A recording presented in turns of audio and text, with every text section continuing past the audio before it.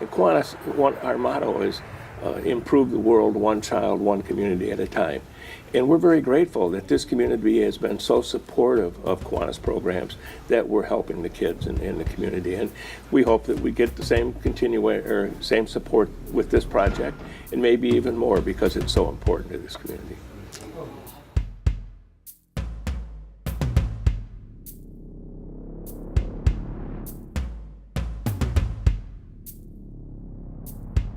I see the need for help in our community, and I see the need for resources which have never been available in the past because we've never dealt with a problem like opiate addiction. I mean, and I say problem, it's not a problem, an epidemic. It is truly an epidemic, and it's taking over our community, and I see it. I believe it was 2 weeks ago, we had 4 deaths in a 7-day period in Ottawa County. It's 4 families that have a child or a brother or parents that won't come back again. We can't just stay status quo. We have to provide the resources, and we also cannot arrest our way out of this. We have to provide treatment and education. We have seen about a 40% increase in felony case filings. The increase, we believe, is greatly attributable to the current opiate epidemic. Just this past January at the end, we had a period in less than 7 days, we had 6 overdoses that resulted in 4 deaths. And we believe these all to be opiate-based deaths, likely due to the increased toxicity of what's on our streets now. We used to see heroin as the primary drug. Now we're seeing these more toxic combinations of heroin, fentanyl, and 3-methylfentanyl, which are incredibly potent and incredibly toxic. About 80% of the cases that we have in the Common Pleas Court deal with opiates in some way, either the possession or sale, or the crimes that sort of follow the addiction, the thefts and those sorts of things, people looking to buy drugs. So that's 80% of what we do anymore. We do a lot of communication with our kids on the effects of drugs, but we've experienced it firsthand in this county. This past week, we lost 2 of our parents to opiate overdose. So we have kids who are now dealing with life without their parents. So it's impacted our student population a lot. We have a silent silhouette project where we have dark silhouettes that represent every overdose that we had in Ottawa County last year. Those travel to each of the schools. And when they were in our school, I observed 2 of our kids explaining to each other who 2 of the silhouettes were. They were family members that belonged to them. So this epidemic has touched our kids' lives and certainly their families' lives. But we know that the real work needs to come at the front end of the problem with the kids who are not yet using drugs. We need to keep them from using drugs. Last year, we had a program, thanks to Kiwanis, that came in, talked to all the kids in the schools, talked about drug use, and it was really a good program. And it wasn't a don't use drugs program. It was a program to talk about choices and making the right choices, and how choices that they make as high school students or even younger affect them for the rest of their lives. We learned about this problem in our community as it was growing, the opioid problem.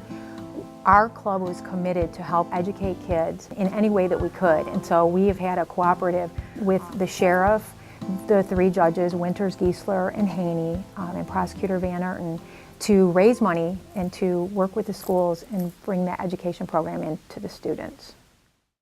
Every friend that sat next to me in these seats, they disappeared. All of them were gone. I had one friend left. His name was Nate. I remember I called Nate one night. I said, hey, bro, I need a place to sleep. Nate always gave me a place to sleep, and he always gave me a meal to eat. Call Nate, hey, Nate, I got to come over. Okay. Walk miles to Nate's house, knock on the door. His dad answers the door and says, mijo, you can't stay here no more. I said, what do you mean, Alex? He said, you got to get your life together. I heard you're stealing credit cards. I said, well, can I talk to Nate? He says, yeah, he's in his room. So I go inside Nate's room and I said, Nate, bro, I need a sleeping bag. He goes, what are you talking about, Hoff? I was like, bro, I'm sleeping on the street tonight. We were invited by the Kiwanis Club to join the assembly at Port Clinton High School back in the fall. And Tony's presentation was outstanding. Everything that he talked about was based on his own personal experiences.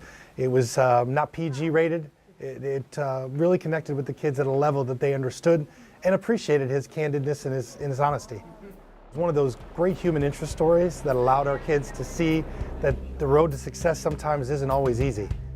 I learned a lot from it. I think that it's a really good experience for students to listen to this because we're in high school and we don't necessarily understand the effects that what you can do in one night has on you for the rest of your life.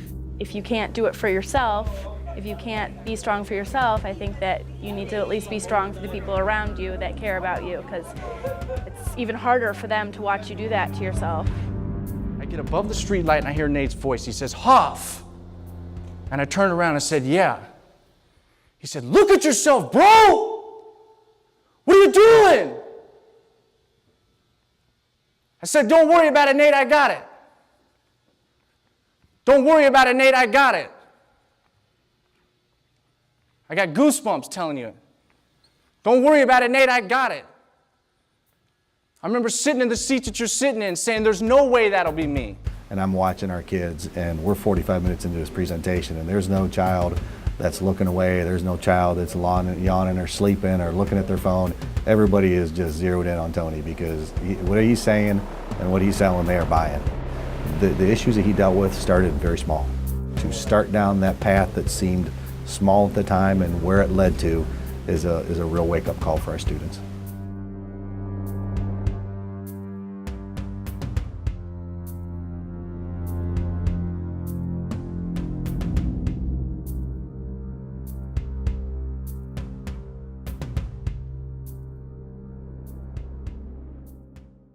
So a lot of times it's hard to engage a group full of high school kids.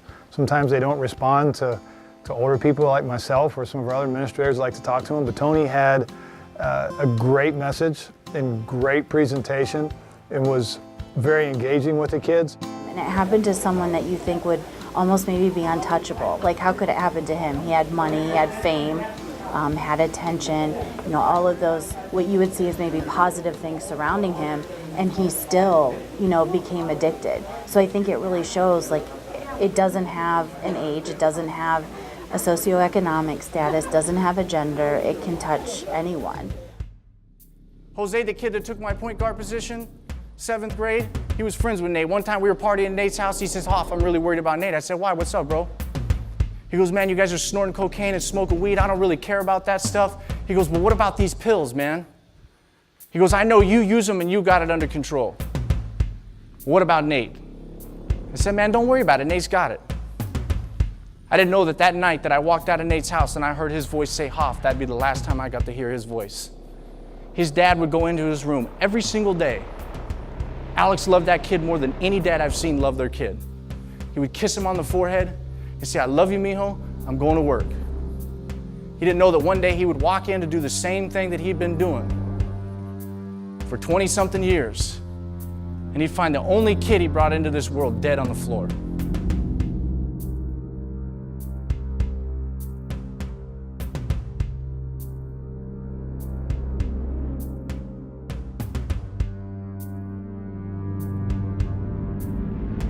After he spoke with our students, he went out in the auditorium lobby and students were lined up to talk with him, just to share their stories. So we paid attention to what students were talking with him, and knowing what we know about our students, heck, maybe we need to hook that person up with someone, our social worker, or spend more time with our counselor. We just looked at our resources to our students that we know have some family connections, who had some other stuff that came up out of hearing what he had to say.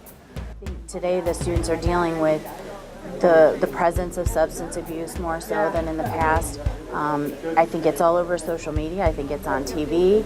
I think it's around them 24/7. So I think he covered a lot of those topics that they're dealing with today, embracing to that mental health part that sometimes I think is left out or, you know, shamed. And I feel like he brought it to light in a positive way that, you know, it's okay to deal with those things and to be open about the struggles that you're having. I guess I never realized what a problem it was in Ottawa County until we started going through this. And we're pretty much doing the same thing that we did last year. We're having an auction on April 14th at the Port Clinton Yacht Club. So I think it's a very worthy cause that we're raising this money for. The support from the community allows us to do what we're doing, and it's a way that everybody is on board to help with this problem, to help our children, to help our community, and so we are very grateful for the support. Kiwanis has just committed to helping us with funding a sober living house for women. Any money collected locally will have a 3-to-1 match from the state of Ohio. So the money collected here is going to make a big difference when it comes to actually starting that facility. Thank you. Thank you to the people that have been supportive of Kiwanis projects in the past. But encouraging people to look at the seriousness of this issue and the impact it's making on our community. And that's why we hope we get good support and we have the funds to do what needs to be done to protect our kids.